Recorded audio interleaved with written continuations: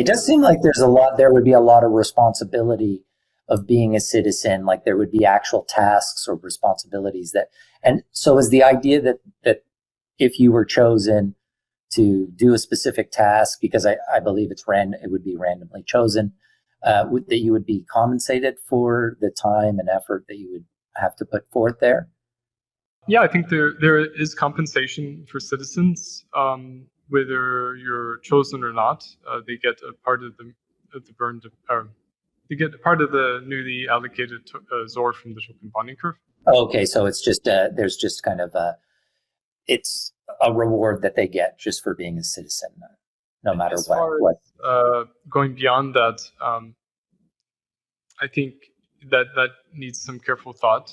I think so. There is a role for experts in this field, and the role for experts is in what are called interest panels. So if you have a proposal, the proposal has to be studied, and it's studied by a group of volunteers. And the volunteers can be full-time ministries or full-time, staff that are hired by the ecosystem to study different proposals and to write pros and cons of them. But they're not the decision makers. So that's really important. We've learned a lot, by studying existing political systems like American democracy or the EU, or even the Soviet Union and China. And it's really important to kind of understand, how these different things work. And like in the EU, you really have bureaucrats kind of more and more centralizing control, making more and more rules because that gives them more control.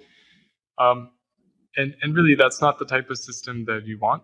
You want to have a system where, sure, professionals can propose ideas and they can study ideas, but they're not the decision makers. And the decision makers need to be a random sample of the populace so that you avoid exclusion and,